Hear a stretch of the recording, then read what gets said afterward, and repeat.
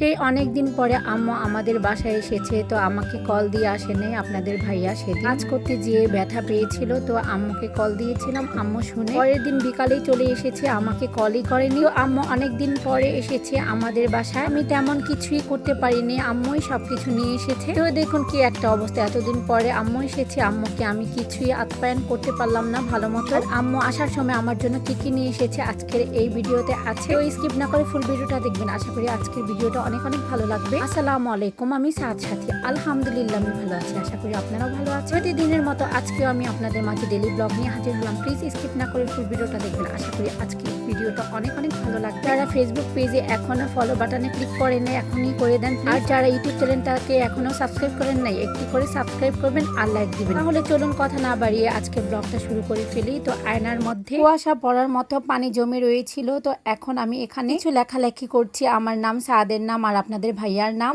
এটা আমি যখনই গ্লাসের উপরে এরকম পানি ক্রিয়েট হয়ে থাকে আর তখনই আমার এই দৃশ্যটা দেখতে অনেক ভালো লাগে, আর তখনই আমি কিছু না কিছু লেখালেখি করি, তাই এটা একটু শেয়ার করলাম। আর এসি ছেড়েছিলাম, তো এসির কারণে জলীয় বাষ্পের মতো পুরো ড্রেসিং টেবিলের আয়নাতে পানি ক্রিয়েট হয়ে রয়েছিল, এটাতে আমি একটু নাম লিখেছি। তো যাই হোক, আর এখন আমি নাস্তা করে নিব। আর ওই তো আমার আম্মা মাছের কলা আগিয়ে আপনাদের সাথে শেয়ার করেছিলাম, তো এখন নাস্তার মধ্যে আর এই কলাটা বের করে নিয়েছি, চা, রুটি, হালুয়া, সাথে পরোটা। আর এই চাদরটা অনেক দিন হয়েছে বিছানো আছে, তো আমি চিন্তা করলাম চাদরটা একটু চেঞ্জ করে নেই, তাহলে একটু ভালো লাগবে। তো আমার অ্যালার্জির প্রবলেম, তো একটু পরিষ্কার পরিচ্ছন্ন রাখাটা একটু আমার জন্য হেল্পফুল হবে, তো তার জন্য পরিষ্কার করে নিলাম। আর এগুলো হচ্ছে আমার ছেলের জামা, তো এগুলো রেখে দিয়েছি এখানে। আর এই তো আমি চাদরটা চেঞ্জ করে নিয়েছি। আর এখন আম্মুরা আমাকে না বলে বাসায় চলে এসেছে। আপনাদের ভাইয়া ব্যথা পেয়েছিল কাজ করতে, যে ওরে মারাত্মক ব্যথা পেয়েছিল। আলহামদুলিল্লাহ এখন একটু ভালোই আছে। আর আম্মুরা দেখতে এসেছিল, আম্মুরা আসার সময় আলুর চপ, বেগুনি, পেঁয়াজি সবকিছুই নিয়ে এসেছে।